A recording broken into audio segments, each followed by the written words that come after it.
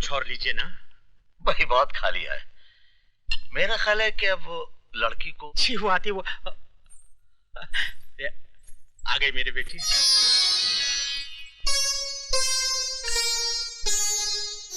जीती रहा।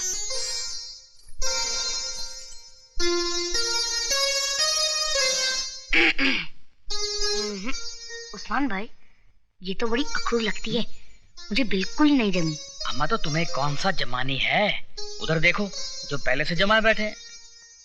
अरे सक्सेना साहब, जब हमारे बेटे को आपकी बेटी पसंद है तो फिर हमको भी पसंद है। अरे ऐसे कैसे पसंद कर ली? पहले थोड़ी पूछताछ तो करने दीजिए। अच्छा बेटे तो पूछो। अंकल आपसे नहीं, इनसे। पूछो पूछो। आपको हेल्थ क्लब, ब्यूटी पार्लर जाना पसंद है? नहीं। पार्टी में जाना तो अच्छा लगता ही होगा।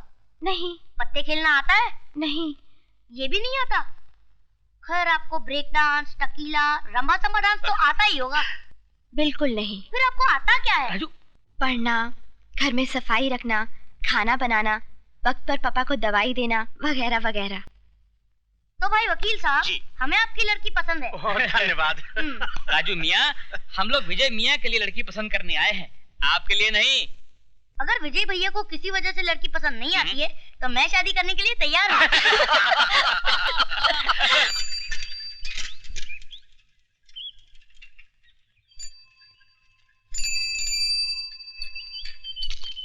किससे मिलना है? अरे क्या करता है यार, ये हमारे सुपरवाइजर साहब के पिताजी हैं। अच्छा। हाँ। माफ कीजिएगा साहब, क्या करें, हर आने जाने वाले को चेक करना ही पड़ता है। ठीक है भाई, तुम अपनी ड्यूटी निभाओ। राजू बेटा जी। तुम यहीं रुको जी। मैं विजय के दोस्तों को कार्ड बांट के आता हूँ। जी हाँ।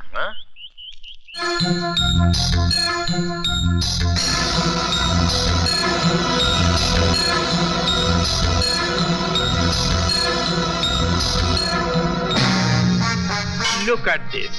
Aha. With the telescope.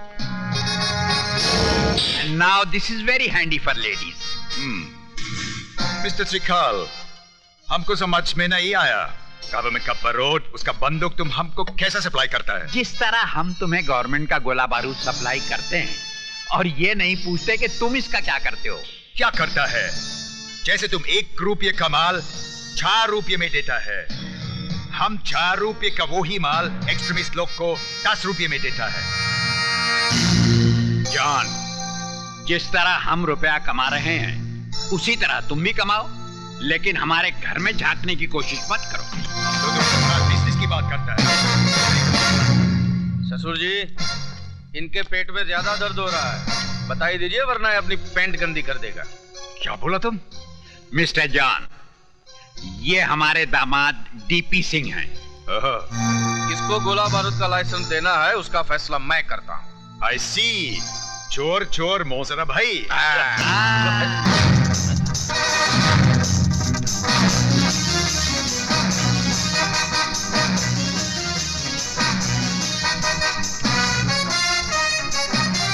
Vijay bed से देखा। चलो जल्दी दरवाजा। हाँ, अच्छा। जा रहे हो साहब? हाँ, आपको चेक करना पड़ेगा। पिताजी। डरो मत बेटा, इनका काम ही अच्छा करना, डरो मत।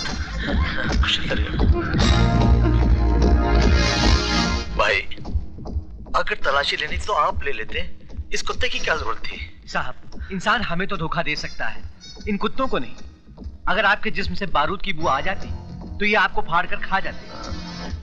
तो मैं चलूं? हाँ जी। हाँ बेटा। Hello guard. जी साहब। विजय आया है क्या? उनके पिताजी जरूर आए थे, चले गए साहब। पिताजी आए थे? जी साहब।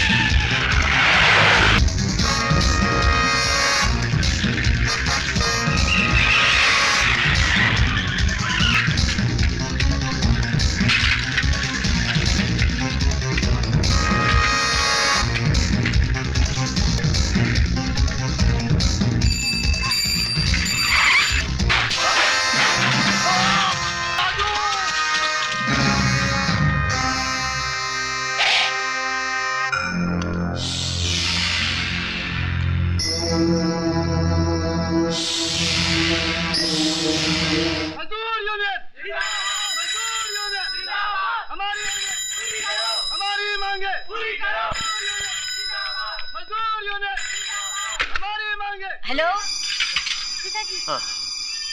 हेलो, क्या कह रहे हो? मुझे सुनाई नहीं दे रहा, बहुत शोर है यहाँ पे। अरे फोन विजय को दो। अच्छा एक मिनट ठहरो, मैं दरवाजा बंद करके आती हूँ, 1 मिनट। हेलो सुनो तो, हेलो हेलो।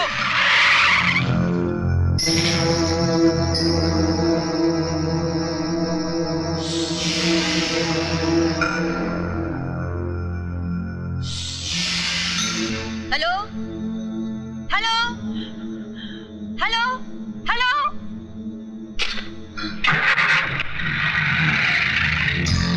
पिताजी हाँ। वो लोग चले गए। गए? Hello hello. कट गया। फिर से लगाइए। बेटा अब तो सिक्का ही नहीं है। चल चल घर चलते, चल चाहिए।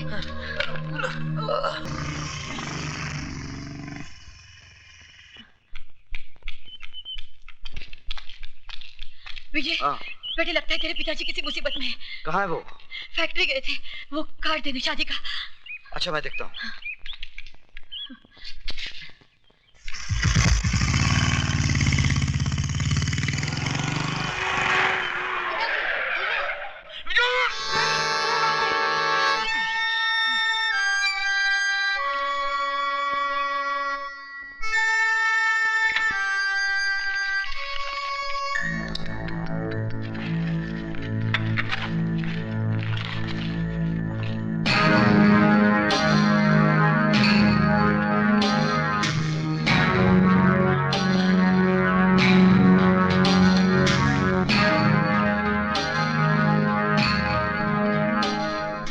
बोलिए।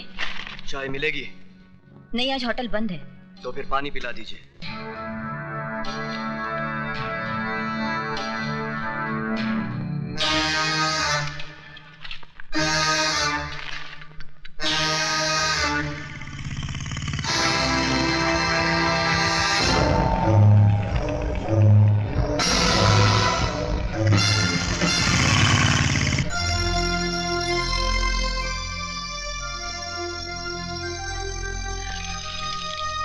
Thank you.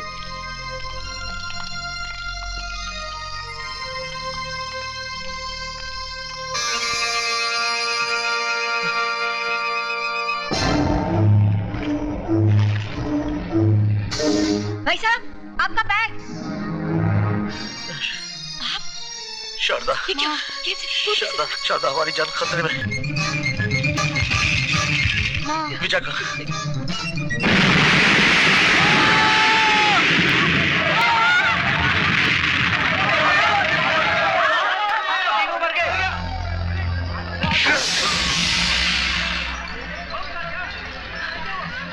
भाई, भाई, माँ, माँ,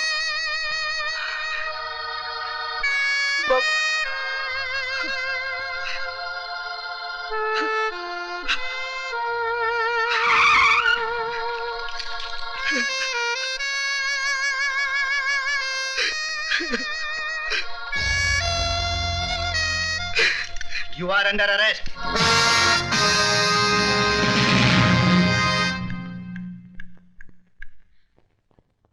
ये क्या हो गया विजय? तुम बोलते क्यों नहीं विजय? विजय! बेटे, मैं तुम्हारे माँ बाप और भाई की जिंदगियां तो वापस नहीं ला सकता, लेकिन मैं पूरी कोशिश करूंगा कि तुम्हें बेगुनाही की सजा न भुगतनी पड़े। योर ऑनर, ये मुकदमा झूठा है, बेबुनियाद है, मन गढ़ंत है। कोई भी बेटा अपनी माँ की जान नहीं ले सकता, अपने बाप की सांसें नहीं छीन सकता, अपने छोटे भाई को कफन नहीं पहना सकता। योर ऑनर, हर हादसे के पीछे कोई सबब होता है, कोई वजह होती है, और यहां तो कोई वजह भी नहीं है। फिर विजय श्रीवास्तव अपने माँ बाप और भाई का खून क्यों करेगा? इसलिए मैं अदालत से दरखास्त करता हूं कि मेरे मुवक्किल के खिलाफ सारे इल्जामात वापस लिए जाएं और इन्हें बाइज्जत बरी किया जाए। That's all, Your Honor. मीराट, अपने मुवक्किल के लिए दलीलें पेश करते करते मिस्टर सक्सेना का गला भराया, आंखें नम हो गई। मैं उन्हें यह बताना चाहूंगा मीराट कि अदालत में ना तो आंसुओं की कोई कीमत है, और ना ही जज्बातों की कोई कद्र। लिहाजा हकीकत को अफसाना बनाकर ना पेश किया जाए, हकीकत को हकीकत ही रहने दिया जाए। और हकीकत यह है कि जिस बारूद के ढेर से 3 बेगुनाहों की जानें गईं, वो बारूद कहां पाया गया? विजय श्रीवास्तव के बैग में। वो बारूद जो हाईली एक्सप्लोसिव क्वालिटी का था, किसी पटाखे की दुकान से नहीं लाया गया था योर ऑनर, बल्कि मिस्टर त्रिकाल की ऑर्डिनेंस फैक्ट्री से लाया गया था, जिसके गोडाउन के इंचार्ज और कोई नहीं, विजय श्रीवास्तव थे। क्या अब भी ये बताना बाकी रह गया है कि ये आदमी अपने माँ बाप और भाई की मौत का जिम्मेदार है? मिलॉर्ड, अब मैं अदालत के सामने एक ऐसा गवाह पेश करूंगा जो सबकी जबान पर ताला लगा देगा।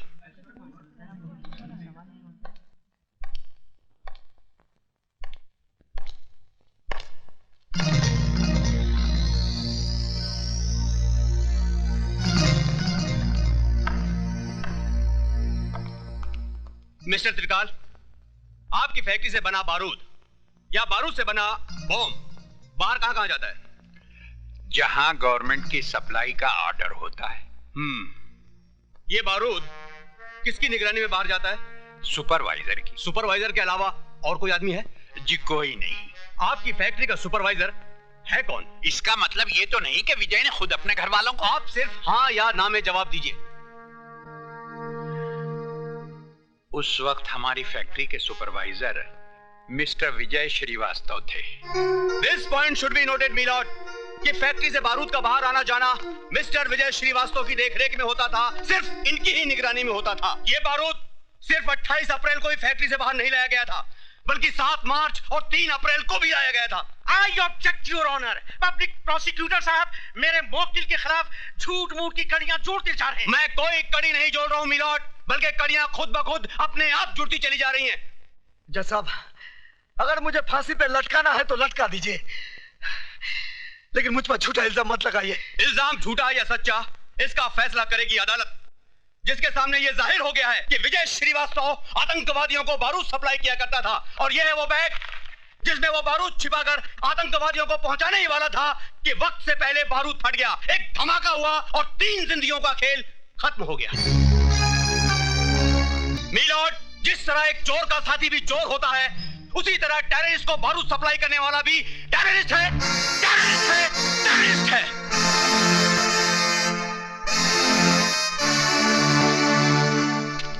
मुलजिम विजय श्रीवास्तव, वल्द मोहनलाल श्रीवास्तव, ये अदालत तुम्हें आतंकवादियों को बारूद सप्लाई करने के जुर्म में मुजरिम करार देते हुए 5 साल सख्त कैद की सजा सुनाती है। गलत, गलत सजा सुना बेटे जज साहब। इस चलती फिरती लाश में उम्मीद की सांसें फूंक दी आपने।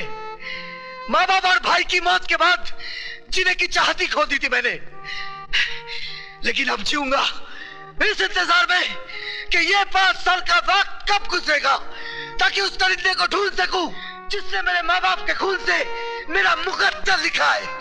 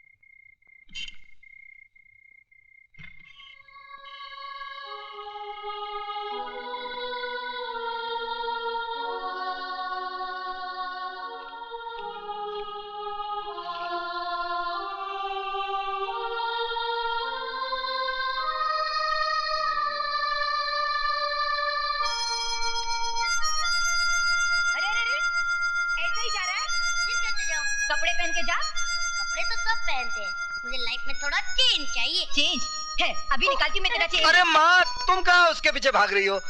वो कहाँ हाथ आने वाला है?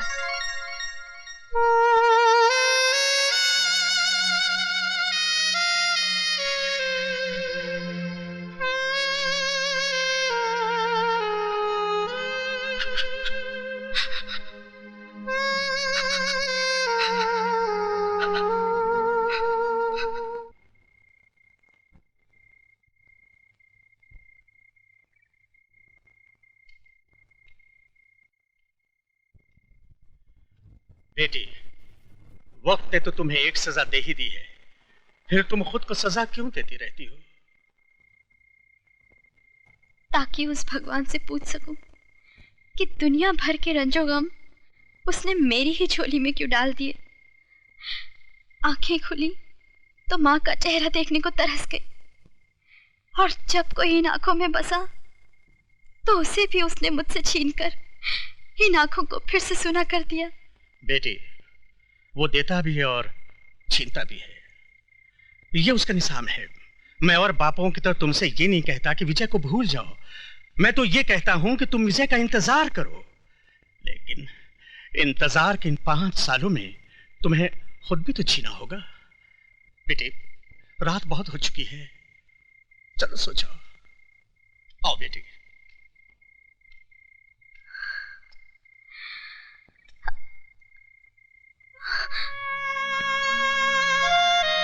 विजय,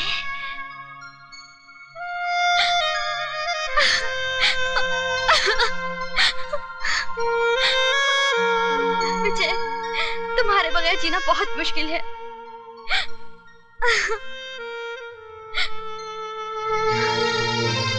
क्या तुम जेल से छूट गए? नहीं, छोड़ दिया जाऊंगा अगर कल के इम्तिहान में कामयाब हो गया तो। कैसा इम्तिहान?